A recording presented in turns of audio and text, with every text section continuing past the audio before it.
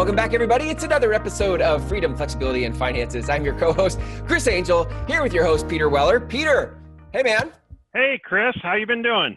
I've been doing good. I'm excited to talk to you today about something you call systems mapping. Systems mapping. I love that. Right. And it sounds so interesting, yet I learned a lot of things in my world I just needed a map for. So We've got the money map, we've got systems map, we've got flow charts, and a lot of times flow charts are cool, yet I think a map is better because you can change your direction on a map and still arrive at the destination. Where a flow chart, you can't really have deviation from. Yeah, good point, good point. And I think most people are visual. So like when they see it visually, it helps them assimilate like what is happening. And if they don't see it, then it all occurs as this big chaotic mess, you know? Absolutely. Yeah. So, systems map for me is anything that needs to be done that is in that lower 80%. What do I mean by the lower 80%? That's the tasks where you only derive 20% of your income from. Okay. So there are things that you can develop to let others pick up for you. Sure. Or you need to systematize it so it takes you less time to do the same tasks over and over. Got it. Okay. That's great. And you could make a case for some of the automated marketing could have a system. Like if we're talking about direct mail, email marketing, there are some things you could map out as a system. Correct. And that would result in 20% that gives you 80% of stuff, but it's just automated. It's not like prospecting where you don't map out your prospecting necessarily, but you could map out you could map out the steps to prospecting. Okay. Yeah. Like where do they go from when they first click on a Facebook ad or a Google AdWord? And how do you move them all the way through to the closing table for a real estate agent? Yeah. For a business owner, how do you move them through the point of sale system?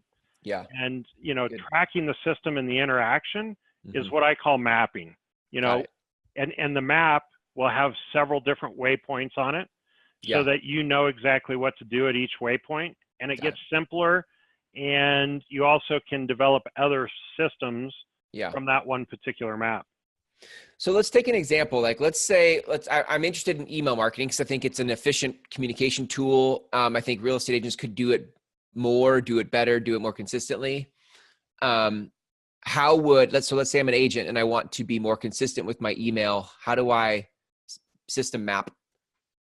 Absolutely. So, Jim Rohn and then Napoleon Hill both talk about begin with the end in mind. Right.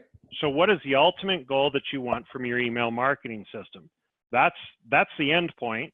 Okay. And where you're at is the starting point. We've got to build the map from point A to point B. Right. I believe a lot of agents go wrong in that they say, I'll just keep throwing content out there. I'll just throw useful content. Well, sometimes that works great on just a regular drip to try to keep top of mind. Yeah. Yet I like to say, what's my intention behind this? My intention is to build a relationship where people believe that I'm their valued partner in life. And that sooner or later, they might want to do business with me because I've become that trusted partner. So what does it take to build trust? It takes communication, it takes valued information, and it takes time on task. Okay. So if we build this out and we say for the next 2 years, I'm going to send X amount of emails, and I'm going to talk to everybody X amount of times, and I'm going to interact with them on a social level X amount of times over the course of the next 2 years. Yep. So we've got right now, and then we've got 2 years down the road, and our intention is to build a better relationship so that we can ask them for a real estate transaction. And then during several points across those 2 years, we should probably ask them, who do they know from work or church that would be looking to buy or sell a home? If we're building that relationship, and test the water, stick your toe in that relationship, see if it's cold or hot, see if you need to improve the relationship, or if you're there with them. And if you're there, what do you have to do to maintain it? If you're not there, what do you have to do to earn it? So we start with, ultimately we could say the goal is, the intention is to develop a relationship, but what we're seeking is some type of a transaction from this effort. Correct. The end result is we want to get paid for what we're doing. Right. And if this is not a result where you ever see yourself getting paid to do it, you're going to lack the motivation to build it out. Right. So how do we know, start to build it? How do we just go, okay, the first email I'm going to send is sort of like a hello. So I've been out of touch for a while. And then do we just start labeling and titling the emails and write them out, or? Yeah. So I think that you need to approach it from a 50,000 view. You know, let's go for it. The way that I do this is with sticky notes. Yeah. And my wall. Cool. Yep. So I write down on the sticky notes everything that I can think of that needs to be done from this point to this point. And I just stick them on the wall. Okay. And then what I do after that is I start looking at them and saying, what do I want to do first? What do I want to do next? And what do I want to do third? And I build that out. Yeah. And a lot of times when I'm building out emails or an email string like that, I want to add me into it. I want to add a phone call or a text message. So then I grab a different sticky colored note, right? My wife loves this because I frequently raid her sticky note drawer. And I build this out so that we have, you know, interactions, and then we have the emails going out. Right. So we can visually see exactly what we're going to do over the next 2 years. And when we can see the intention, the mechanism will come alive. Got it. Okay. Yeah, I really like the sticky note thing because it allows you to brain dump onto paper, and then you can actually organize and reorganize where you want those sticky notes to be in the sequence or in the map.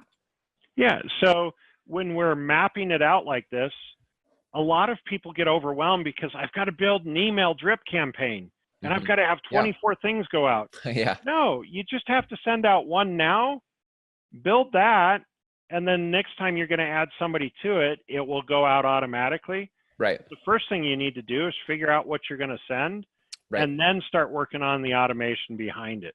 Okay.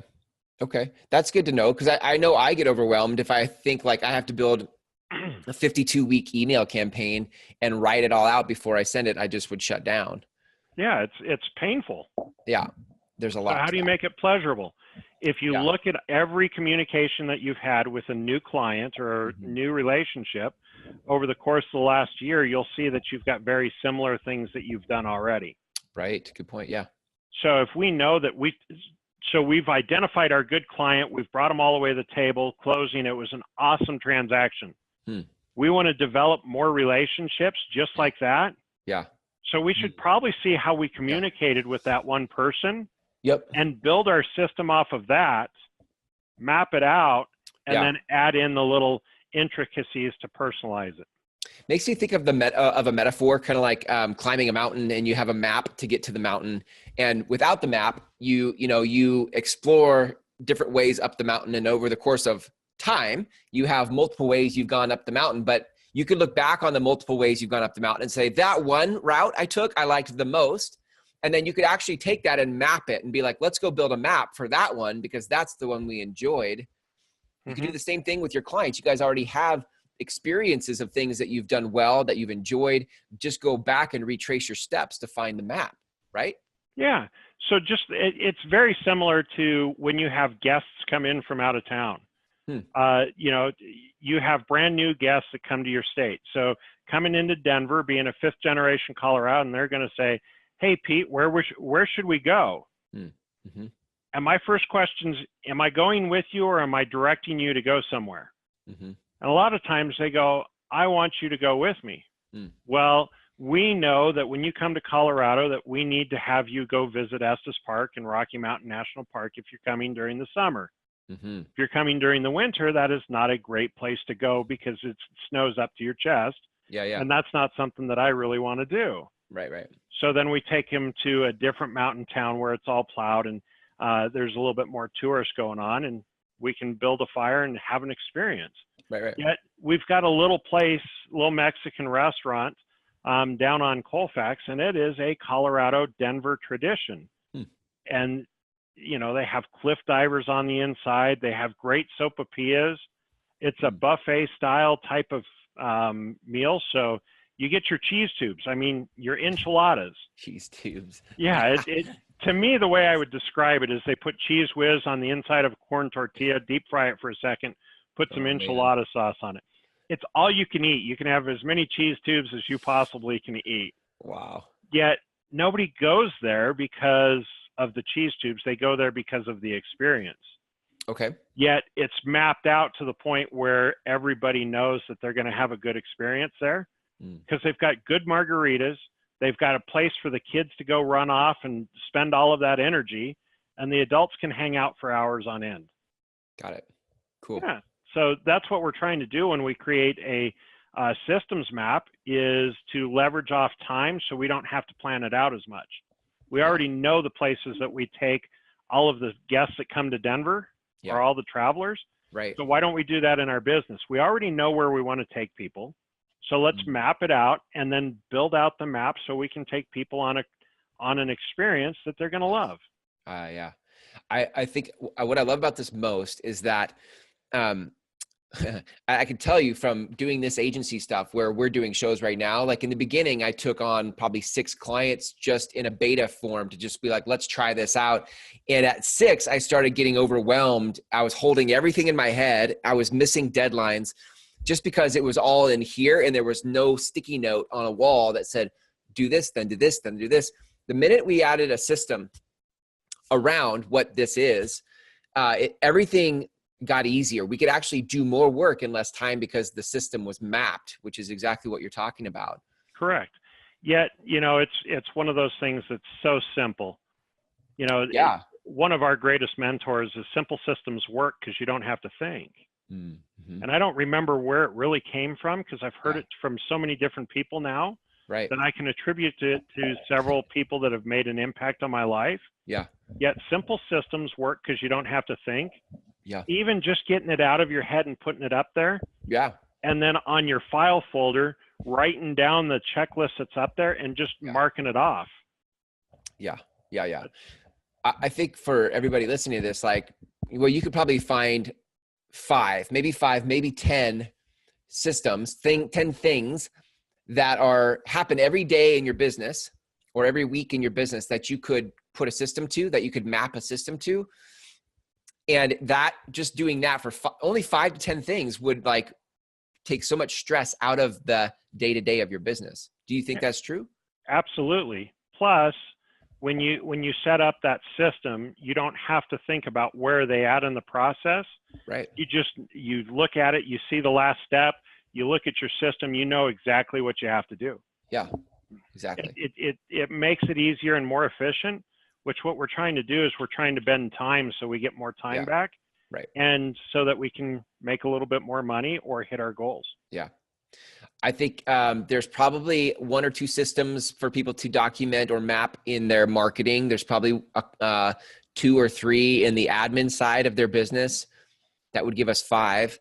I think one of the admin sides that real estate agents need to do right up front is contract to close. Mm-hmm. Yeah, map it out. That's your biggest liability. I found one out just 2 weeks ago is post-occupancy agreement.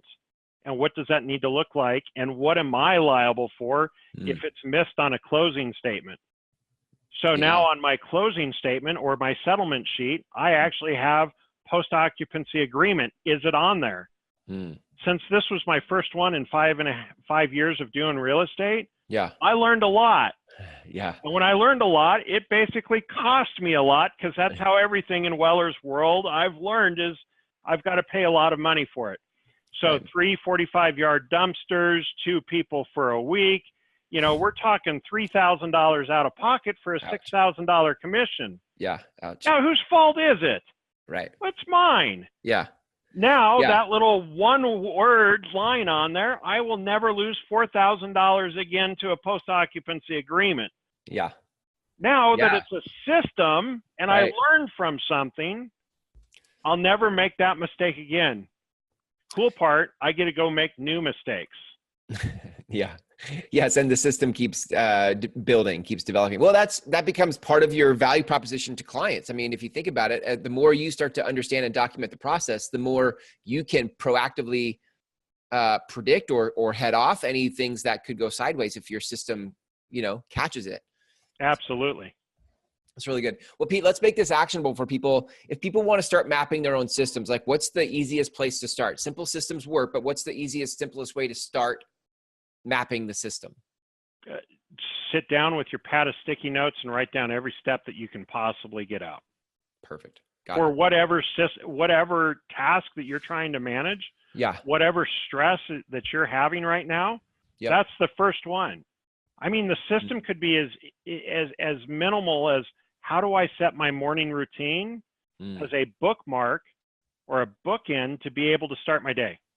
Yeah. And that's a simple system. Right. Make the coffee, brush your teeth, do your hair. And when you see it come out, then you're not forgetting little things. If you've got littles in the house and you're preparing them for school, their checklist is part of your checklist. So that needs to be part of your system. I like the idea of actually playing with this mapping process with all sorts of things in life, from cooking to your daily routines to just the more you play with it, I think the more you start to think that way. What? Absolutely. And what's the first thing when you and your wife go out and run errands? Here's what happens in my world when my wife and I go out. We both get in the car, I back out. We've already had a conversation of kind of what we need. But before I shift that car into drive, I say, what's the order in what we're running this? Or how do you want to do this? Right. And what that does is we basically try to make the least amount of mileage on the car as possible. Yeah. Because the least amount of mileage on the car is less time in the car. Yeah. And that means we get onto our stuff that we want to do sooner. Yeah. Yet sometimes we've got to pick up A before we can pick up B. So for an efficiency standpoint, so what do? We just mapped our journey. So that's what people need to do in their business world. Is map the journey. What's the journey? How are we doing this? Yeah, that's so good. I also know, Pete, that a lot of times people just benefit from having a conversation around where they're stuck, what systems they need. And I know that you're a good resource for that. So if people want to schedule time with you, can they get on your calendar and talk to you? Absolutely. For a systems type call, because I'm being known in the real estate world as a systems guy now. Yeah. If you've got a system or you're stuck somewhere in your heart, your mind, your business is stuck, I can get you unstuck. So www.kindalikepete.com and schedule a 60-minute call with me. And let's have a conversation around this, where you're at and what do you think you need to be able to move forward. And I'll help you build the first system, no charge. Perfect. I love it. Kindalikepete.com. That's perfect. What a great value / contribution. I love it. Pete, great episode today. Systems mapping. I love the name of that, systems mapping. That's so good. So good. I know next time we're going to talk about a specific system around networking. So I'll tease that out a little bit here, but until then, Pete, thanks for your time and we'll see you. Thanks, Chris. I appreciate you.